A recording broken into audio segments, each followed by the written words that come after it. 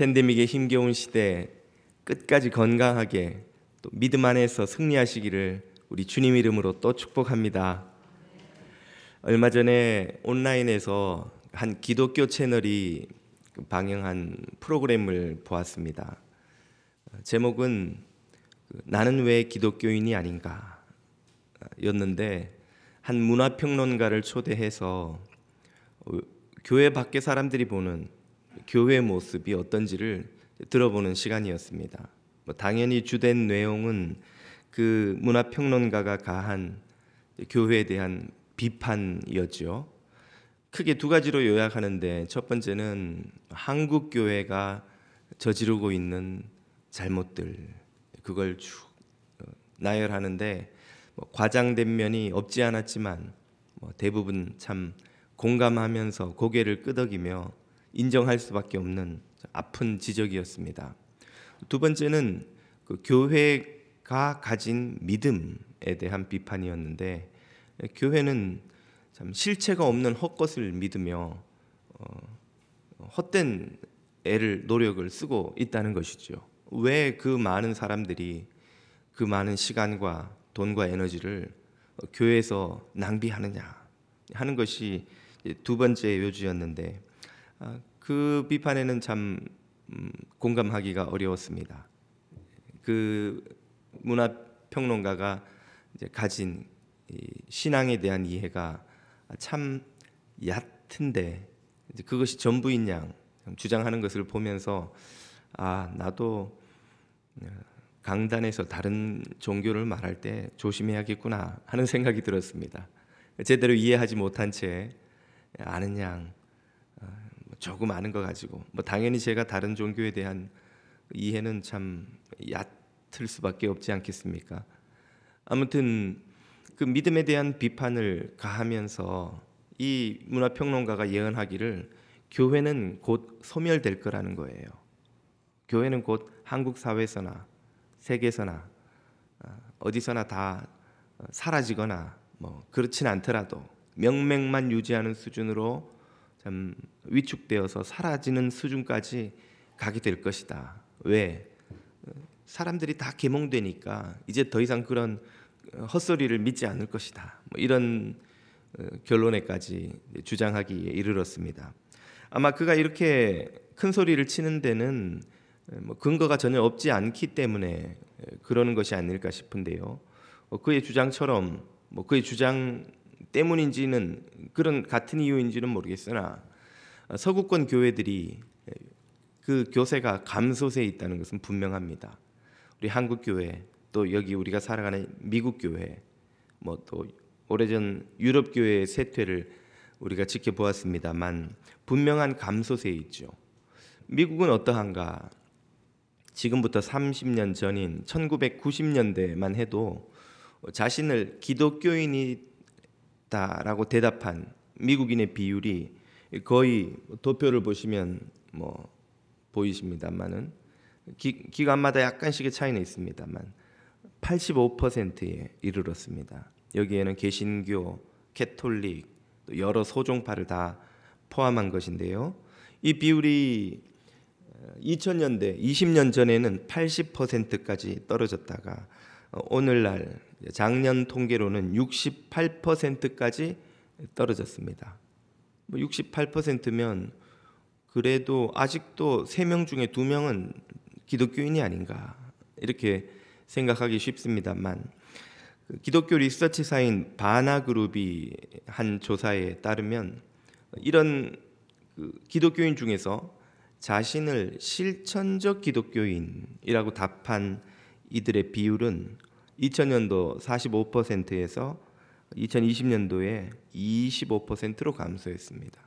실천적 기독교인이 무슨 말인가? 자신을 기독교인으로 여길 뿐 아니라 실제로 교회에 출석하고 있고 신앙이 자신의 인생에서 아주 혹은 가장 중요한 요소라고 인정하고 있는 사람들이라고 하겠습니다. 그에 비해서 소위 가나안 교인이라고도 부르는 명목적 그리스도인의 비율은 반대로 늘어났습니다. 이들은 종교를 묻는 질문에는 기독교라고 답을 하지만 또 개인적으로 성경을 읽거나 기도하는 시간이 없지 않지만 실제로 교회에 출석하지는 않고 그저 마음으로 자신을 기독교인 혹은 기독교적 신념, 가치를 쫓아 살아가는 사람으로 여기는 이들입니다. 그런 명목적 기독교인은 35%였던 2020년에 비해서 20년이 지난 작년에는 43%로 증가했습니다. 그러니까 더 많은 사람들이 이제 기독교인의 정체성은 아직 잃지 않았지만 교회 출석하거나 신앙적 기준에 따라서 살아가려는 삶의 노력을 점점 기울이지 않는 추세로 가고 있다는 것이죠. 그런 신앙을 지키려 하는 사람들의 비율은 상대적으로 줄었던 것이고요. 방금 보여드린 도표는 말씀드린 것처럼 개신교, 캐톨릭, 소종파들을 다 더한 것으로 이 중에서 개신교의 비율만 따지면 이 중에서 이 전체 비율에서 또 더 떨어질 수밖에 없죠. 너무 복잡하니까 그것까지는 소개하지 않겠습니다. 이 평론가의 비판처럼 교회의 참 수많은 잘못들 쭉 나열하는 것을 듣다 보면 야 정말 교회가 세상에 유익이 되는 공동체가 아니라 짐이 되는 공동체가 아닌가, 교회가 꼭 필요한 것인가 하는 의문이 들 법합니다. 실제로 앞서 말씀드린 그 유튜브 영상을 쭉 보다가 보니까 목사인 저도 이야 이거 교회가 세상에 필요하다고 말하기 참 민망하겠다 싶은 생각이 들 정도로 이런저런 교회 허물이 마음을 무겁게 하는 그런 프로그램이었습니다. 아마 여러분이 개인적으로도 이런 생각을 해보신 적이 있지 않을까 싶은데요. 교회가 내 삶에 꼭 필요한 곳인가? 혹은 나는 반드시 교회 가야 하는가? 교회를 나는 도대체 왜 가는가? 이런 질문을 해보신 적이 없으신지요?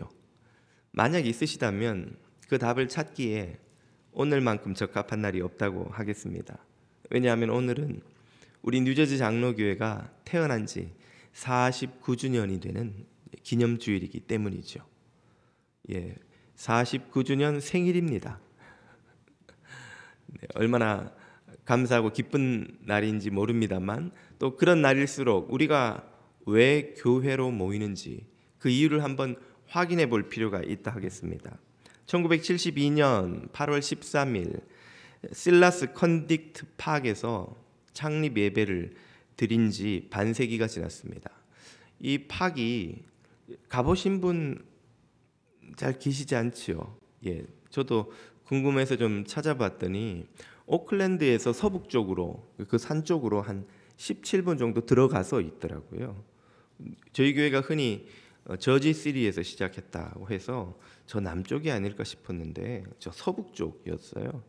거기서 처음 창립 예배를 드렸다가 얼마 후에 옮겨서 교회를 빌어서 예배 장소로 삼은 곳이 저지시리였습니다. 아무튼 멀지 않습니다. 여기서 한번 우리 교우들이 성경 공부나 무슨 모임에서 성지순례 겸 해서 여기를 방문하고 같이 현장에서 감사 기도를 드려보면 참 감격스러울 것 같아요. 아무튼 이 파크에서 창립 예배를 드린 지 이제 49주년, 내년이면 50년, 반세기가 지났습니다. 반세기를 지내는 동안 우리 교회는 2548번의 주일을 맞으면서 예배를 드리고 그보다 훨씬 많은 수의 주중 기도회, 모임, 성경 공부, 봉사활동, 전도, 선교 혹은 구제 여러 사역을 지금까지 해왔지요. 과연 우리가 49년 동안 교인들이 또 그 예배를 섬기고 교회를 섬기느라 얼마나 많은 시간과 에너지와 또 헌금과 삶을 거기에 드렸겠습니까? 그럴 만한 가치가 있는 공동체인지 우리 인생에 적지 않은 시간을 어떤 분들은 10년, 20년 혹은 30년 이상, 40년 이상 이 교회를 위해 헌신하며 섬겨오신 교우들이 적지 않으실 터인데요. 내 삶을 거기에 바친 것이 과연 의미가 있는 것인지 한번 생각해 볼 필요가 있겠습니다. 교회는 내 인생에 꼭 필요한가? 교회는 우리 사회와 이 역사에 꼭 필요한 공동체인가? 그 답을 오늘 본문 18절이 이렇게 들려주십니다. 가이사랴 빌립보에서 예수님이 제자들과 나누신 대화지요. 또 내가 너에게 이르노니 너는 베드로라. 내가 이 반석 위에, 페트로스 이름의 뜻이 돌, 바위이죠. 이 반석 위에 내 교회를 세우리니 음부의 권세가 이기지 못하리라. 교회라는 말이 신약 성경에서 처음 나오는 장면입니다. 주님이 세우신 교회를 누가 이기지 못해요? 음부의 권세가. 여기서 음부라고 번역된 헬라어 단어는 하데스인데, 하데스의 뜻은 죽은 자들이 가는 곳 혹은 죽음의 장소. 지옥. 킹 제임스 버전에서는 이 하데스를 여러 곳에서 지옥으로 번역을 해놓습니다. 다른 성경에서는 스올이라고 구약 성경에 히브리 단어를 그대로 가져와 쓰기도 하고, 사망 혹은 무덤 이런 단어로 번역을 해놓죠. 문맥을 살려서 다시 한번 이 말씀을 해석해 보면 죽음의 권세가 혹은 지옥의 권세가 교회를 이기지 못하리라 하는 말씀이죠. 죽음의 권세가 왜 교회를 대항해 싸웁니까? 이기고 지고는 둘째치고 죽음의 권세가 교회를 대항해 싸우는 이유가 뭘까요? 그 이유는 교회가 바로 이 죽음의 권세를 대항하는 공동체이기 때문입니다. 이 세상에서 죽음의 공동체를 대항해 맞서 싸울 수 있는 유일한 공동체, 그리고 그 죽음의 권세를 싸워 이길 수 있는 유일한 공동체, 그것도 역시 교회라는 것이죠.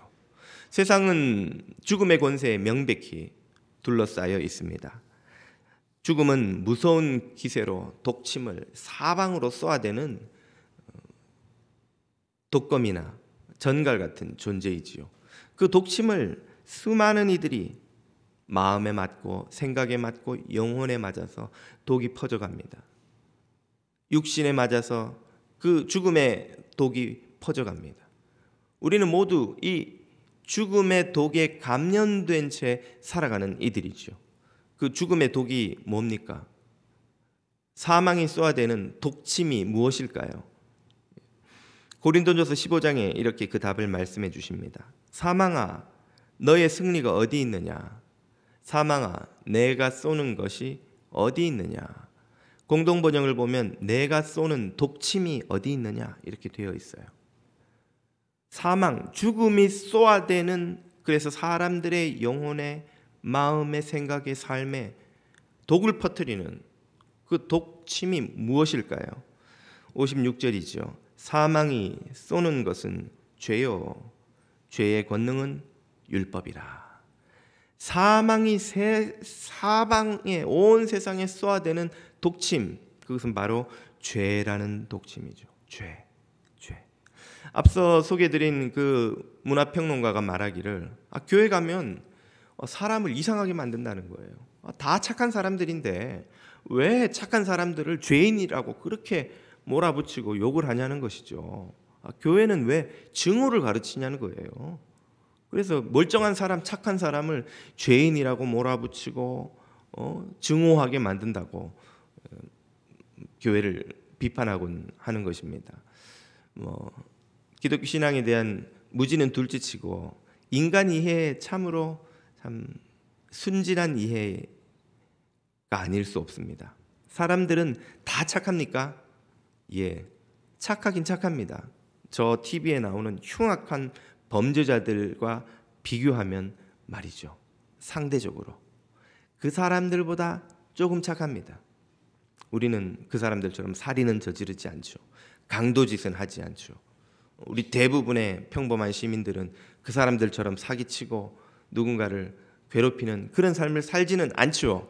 그런 면에서는 분명히 상대적으로 착합니다. 그러나 죄의 독침을 맞고 그 독이 퍼져 사망의 권세 아래 살아가지 않는 사람은 이 세상에 아무도 없다는 점에서 진정으로 선한 사람이 이 땅에 있을지 성경은 없다고 말씀하시죠. 모든 사람이 죄의 독침을 맞아 얼마나 독이 퍼졌느냐 그 차이일 뿐, 그 독이 퍼져 결국에는 모두 사망, 죽음에 이르는 운명이라는 것은 예외가 아무도 없다고 성경은 말씀하십니다.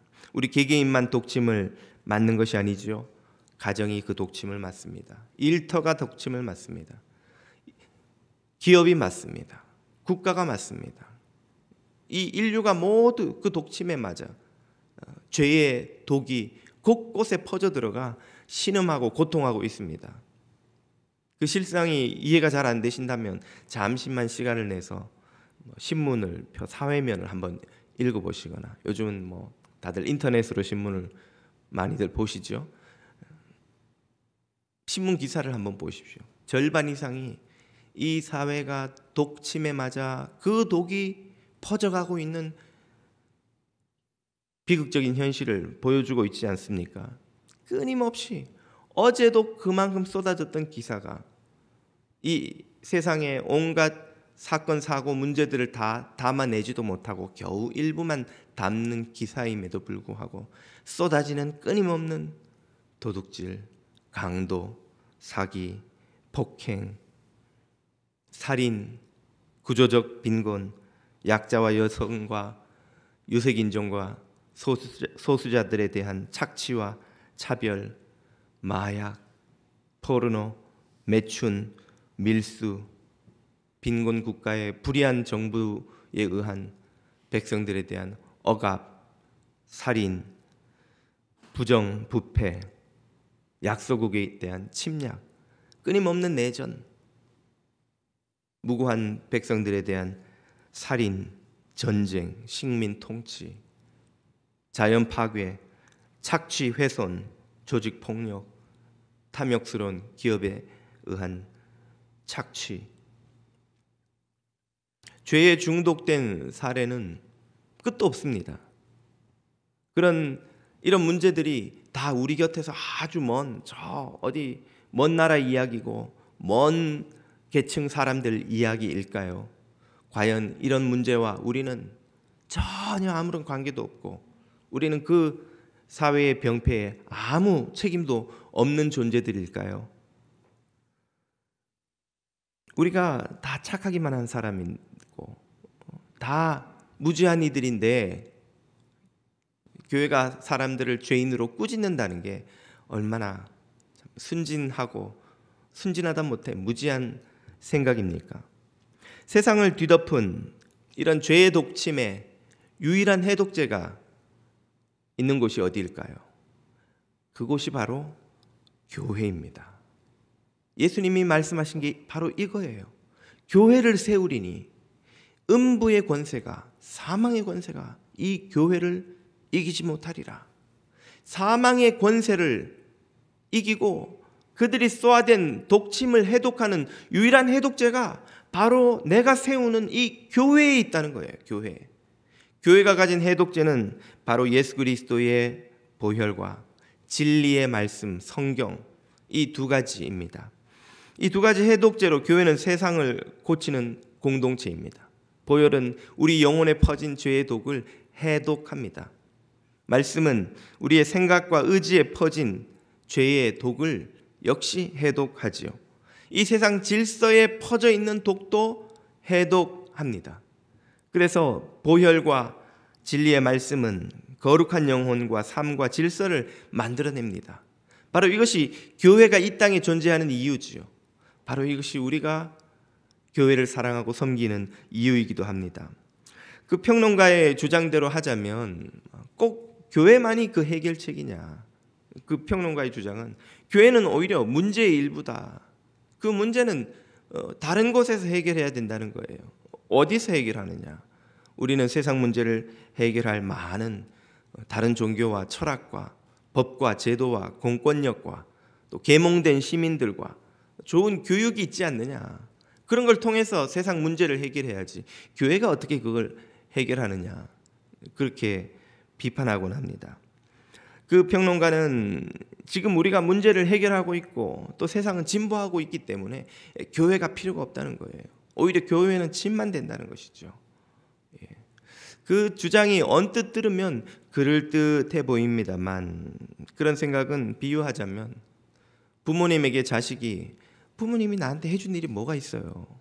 내가 열심히 노력해서 내가 잘나서 이렇게 태어나서 이만큼 자랐지 라고 부모님을 비난하는 것과 마찬가지입니다. 부모님의 존재를 부정하는 것은 곧 자신의 뿌리를 부정하는 무지와 오만이 아니고 무엇입니까?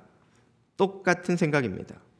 지금 우리 인류 문명을 지탱해주고 있는 가치, 또 인류 문명이 오늘날의 이 모습까지 오게 한 신념, 우리가 그 중에서도 가장 중요하게 꼽는 것이 있다면 인권, 자유, 평등, 평화, 민주주의 같은 핵심 가치들이 있죠. 유럽과 북미 서구 사회가 일군 문명 발전의 핵심입니다. 인류는 이 서구 사회가 일구어 놓은 문명 발전에 크게 빚지고 있다는 것을 부인할 수가 없습니다.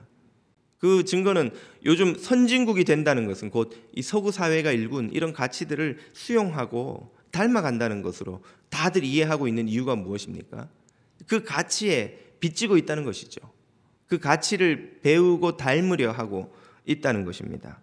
그러면 그 선진국은 무엇을 기초로 이런 가치를 세운 것일까요? 여러분이 학교 다니실 때 익숙히 들어 어렴풋이 기억나시는 두 용어를 소개해 드린다면 서구 사회의 정신적 뿌리는 헬레니즘과 헤브라이즘이라고 부릅니다. 헬레니즘은 그리스의 철학과 이성을 그 내용으로 하죠. 헤브라이즘은 유대 기독교 신앙을 그 내용으로 합니다. 헬레니즘, 그리스의 철학, 이성은 과학과 물질 문명의 기초가 되었습니다. 사람들이 과학적 사고를 하고 세상을 이해하고 지금 우리 눈에 보이는 이 풍요로운 물질 문명을 건설한 기초가 무엇이냐? 그리스의 철학과 이성이었다는 말이에요. 그에 반해서 오늘날 서구 사회가 가진 신념 체계, 법, 제도, 또 사상, 문화, 사회적 분위기를 만들어낸 이 정신적 뿌리가 된 또 하나의 사상이 무엇이냐? 바로 유대 기독교 사상, 신앙입니다.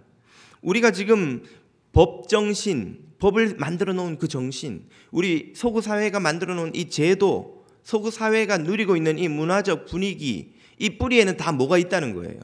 유대 기독교 신앙이 자리 잡고 있다는 것이죠. 수많은 예가 있지만 가장 중요한 한 가지만 들어보면 우리가 지금 가장 중요하게 생각하는 가치가 무엇입니까? 인권이잖아요. 인간 생명의 존엄성. 모든 이 서구 사회의 법은 그 인간 생명의 존엄성 위에 구축되어 있습니다.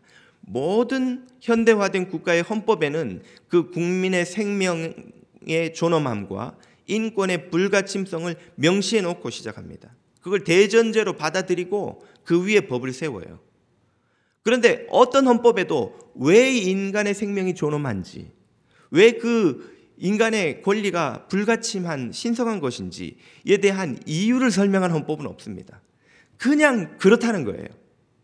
인간 생명은 존엄하고 인간의 권리는 침해받을 수 없다 선언을 하고 시작을 해요. 왜 그렇게 믿습니까? 왜 인간의 생명이 원숭이나 돼지의 그것보다 더 중요하다고 사람들은 믿는 것이죠? 왜 한 생명을 살리기 위해 수억, 수십억, 그보다 더 큰 대가를 치르고라도 위험에 빠진 생명을 건져야 한다고 우리는 믿는 것입니까? 어떤 헌법도 그 이유를 명쾌하게 밝혀놓은 것은 없어요.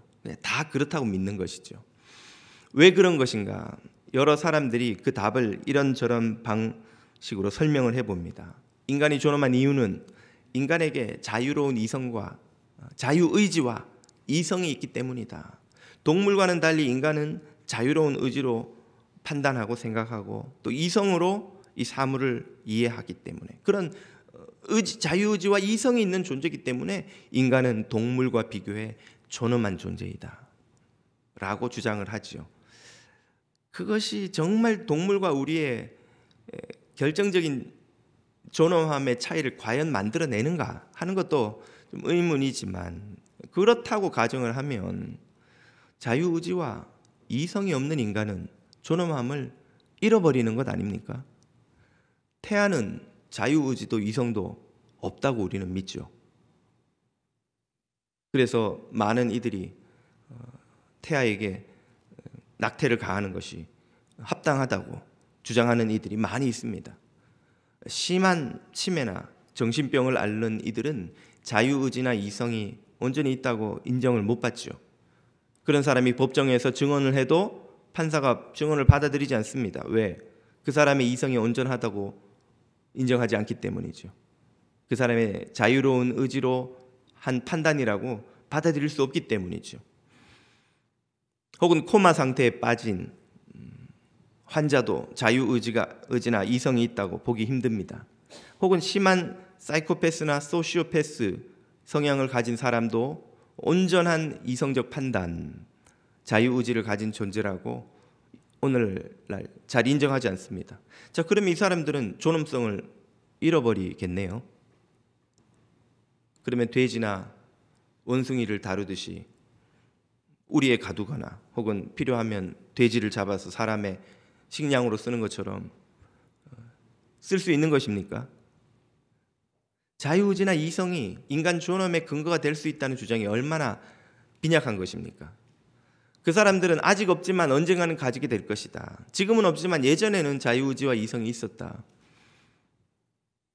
그러면 지금은 자유의지와 이성이 없는 원숭이도 더 진화의 과정에서 언젠가는 자유의지와 이성을 가진 존재가 되지 않겠습니까? 우리도 운이 좋아서 원숭이와 다시 갈라져서 자유의지와 이성이 발달한 한 종에 불과한데 왜 우리가 원숭이보다 존엄한 가치를 인정받을 수 있단 말입니까? 이 주장의 허점은 인간이 존엄함을 도저히 확보할 수 없게 만들죠. 또 다른 이들은 자유의지와 이성이 아닌 사회적 합의를 존엄함의 근거로 내세웁니다. 우리가 더불어 살아가기 위해서, 서로를 고통을 주고 불편을 주지 않기 위해서 서로가 서로를 존엄하다고 인정했다는 거예요. 사회적 합의에 의해서. 가장 많이 받아들이는 또 주장 중에 하나입니다만, 그러나 여기에는 더 큰 맹점이 있습니다. 합의라는 것은 결국 쌍방이 동의한 결과입니다. 동의하지 않는 사람은 그 합의를 지킬 필요가 없는 것이죠. 한 사이코패스가 나는 인간이 존엄하다는데 합의한 적도 없고 합의할 의지도 없다고 주장하며 자신이 저지르는 살인이나 사람들을 괴롭히는 주장을 정당화한다면 그를 억지로 무시하고 잡아들일 수는 있겠으나 도덕적 근거가, 그를 비난할 도덕적 근거가 어디에 있습니까?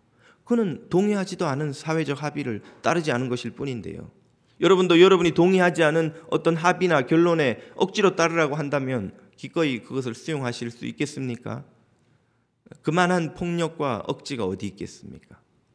사회적 합의도 결코 인간의 존엄성을 확보해 주지 못합니다. 어떤 사상가들도 오늘날 이 시대에 이보다 나은 답을 제시하지 못합니다. 왜 그럴까요? 답이 그들 손에 없기 때문이에요. 없으니까 이것저것 찾아서 갖다 붙인, 그나마 찾아낸 답이라는 것이, 우리는 의지가 있으니까, 이성이 있으니까 우리가 서로 약속한 거 아니야? 그렇게 약속한 걸로 하면 해결되지 않겠어? 궁여지책인 것이죠. 오직 한 가지 답만이 인간이 왜 존엄한지를 유일하게 설명해 줍니다. 천부인권설이죠. 절대적 신이 인간을 존엄한 존재로 창조했고 그에게 침범받을 수 없는 권리를 부여했다는 이 믿음만이 인간이 존엄하다는 근거를 유일하게 제공해 줍니다. 그리고 이 믿음은 어디에서 나왔습니까? 바로 성경에서 나온 것이죠.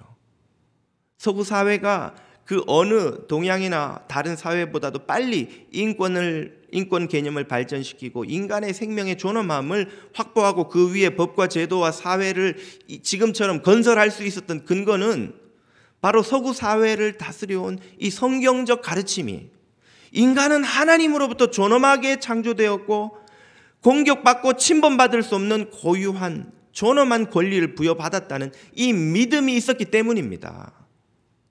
이 믿음 없이는 어디서도 하늘이 인간에게 이토록 존엄한 권리를 주었다는 신념을 찾아낼 수가 없고, 그 신념이 없이는 우리가 지금 경험하고 있는 이 인간 생명의 존엄함에 대한 믿음과 그 위에 세워진 법 제도를 이룰 방법이 없는 거예요. 미국이 경찰력으로, 군사력으로, 정부 조직으로 통제되는 것 같지만 그렇지 않습니다. 백성들이 그 조직을 떠받치고 있는 그 제도를, 그 시스템을 수용해 주기 때문에 이 나라가 존재하는 거예요. 이 문명이 존재하는 거예요. 그리고 그 백성들의, 시민들의 마음속에 그 제도를 인정하게 만들어주는 힘은 믿음입니다. 신념입니다. 이 제도가 정당하고, 이 경찰력이 정당하고, 이 정부가 정당하고, 이 법이 합리적이고 옳은 근거를 가지고 있다는 믿음이 없으면 이 정부는 금방 무너지는 거예요. 어떤 경찰력도, 어떤 군사력도 백성이 동의하지 않는 권력을 잠시 동안 이상 유지할 수가 없습니다. 무엇이 그 믿음을 가능하게 해주었습니까? 성경이라는 것이죠. 그러므로 오늘날 신을 인정하지 않는 무신론자라고 해도 이 인간이 존엄하다는 신념 위에 세워진 법과 제도와 질서와 정부 시스템 아래서 안전하게 보호받고 복지를 누리고 있는 동안 그들은 자신이 알지 못하고 인정하지 않을지라도 하나님의 은혜를 누리고 있는 것입니다. 이 성경의 진리의 우산 아래서 보호받고 있는 것이에요. 그래서 예수님은 마태복음 5장에서 이렇게 말씀하시죠. 이는 하나님이 그 해를 악인과 선인에게 비추게 하시며 비를 의로운 자와 불의한 자에게 내리우심이니라. 예, 우리 모두는 지금 성경의 은혜, 성경의 진리의 우산 아래서 사실은 살아가는 거예요. 인간의 존엄함뿐 아니라 서구 사회가 간직하고 있는 다른 신념도 다 마찬가지입니다. 우리가 모두 당연히 그런 것이지 라고 생각하는 것이 사실은 성경의 진리의 뿌리를 내리고 있는 것이죠. 다른 사상, 경전, 신념, 철학도 희미하게 그 진리의 빛을 담고 있으나 성경처럼 압도적으로 그 자양분을 인류 문명에 공급해온 그 진리의 우물은 비교할 수 있는 것이 그 어디에도 없습니다. 부패한 정치인이 있으면 어떻게 해야 합니까? 부패한 정치인이 있다고 정부 자체를 없애버리면 되겠습니까? 어떤 부패한 정치인도 무정부 상태만큼 백성들을 공포에 몰아넣지는 못합니다. 잘못된 의사가 있다고 의사 제도 자체를 없애버리면 되겠습니까? 잘못된 의사를 처벌하고 훌륭한 의사들이 계속 환자들을 진료하게 해줘야죠. 그래야 아파 죽어가던 환자들이 찾아갈 때가 있잖아요. 그 사람들이 의사 제도 자체를 다 없애버리면 속절없이 병에 시달리다가 죽어가게 되겠죠. 교회에 문제가 있으면 종교개혁 때처럼 교회를 고치고 개혁하고 새롭게 해야 합니다. 교회의 존재 자체를 부정한다면 그것이 얼마나 어리석고 미숙한 대응이 될까요? 교회를 부정하고 교회의 신앙을 부정하는 것은 앞서 말씀드린 것처럼 우리 인류가 일구어 온 문명 자체를 부정하는 것이에요. 우리가 타고 올라온 사다리에다 불을 지르는 꼴입니다. 밑에가 타는 것 같지만 결국은 우리 사다리가 무너지고 우리의 존재 자체가 무너져 버리고 말죠. 우리의 착각과 달리 우리는 오늘날 한국교회, 미국교회 문제가 너무 많고 참 옛날 중세 종교개혁 때 교회는 순수했고 초대교회는 정말 순결했고 그런 착각을 종종 합니다만 심각한 착각이며 오해입니다. 이런 착각은 마치 6.25 때 식민지 시절 그래도 그때는 정이 있었어, 낭만이 있었어 하는 착각과 비슷한 거예요. 여러분 그 정과 낭만의 실체가 뭔지는 모르겠으나 그걸 찾기 위해서 내전으로 수십만이 굶어 죽고 총 맞아 죽고 난민촌에서 짐승처럼 살아가는 에티오피아에 가 살고 싶은 분이 있으면 한번 손들어 보십시오. 우리가 6.25 때 식민지 시절에 얼마나 고통을 겪으며 비참하게 살았습니까? 그런 회상과 다르지 않는 거예요. 교회는 인류 역사가 시작된 이래, 교회가 탄생한 이래 문제가 없던 교회는 세상의 어느 시대에도 어느 지역에도 없었습니다. 우리가 가장 이상적인 교회처럼 흔히 꼽는 초대 교회만 할지라도 얼마나 많은 문제에 시달렸는지요. 심지어 오순절 성령 세례로 탄생한 예루살렘 교회에 있었던 이방인을 향한 편견과 배척, 바리새파 그리스도인과 이방 선교파 그리스도인들 간의 갈등과 반목, 사라지지 않는 다툼을 본다면 과연 이게 우리가 본받아야 할 교회 모델인가 하는 의문이 아마 여러분이 드실 겁니다. 바울이 고린도서에서 보여준 고린도 교회의 온갖 갈등과 다툼과 무질서와 스캔들을 본다면 초대교회로 돌아가자는 중세 종교개혁의 슬로건이 과연 적합한 것인가 하는 의문이 들 겁니다. 교회는 모든 시대 모든 지역에서 항상 문제가 있었고 문제와 싸워왔습니다. 이런 문제에도 불구하고 교회는 2000년 동안 꾸준히 때로는 폭발적으로 성장해왔습니다. 오늘날 인류 3명 중에 1명이 기독교인인 이유가 무엇일까요?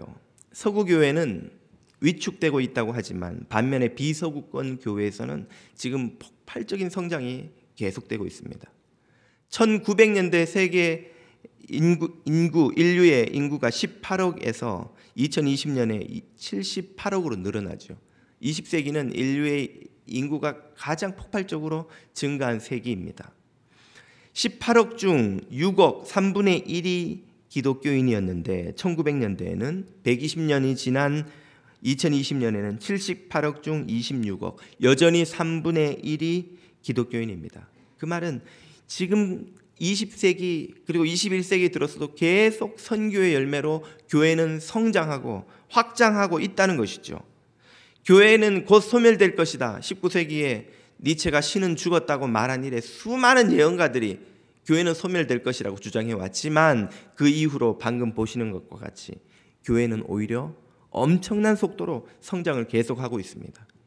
인류의 이 엄청난 증가하는 속도를 그 비율을 따라잡을 만큼 교회는 지금도 계속 성장하고 있고 앞으로도 그러리라고 저는 믿습니다.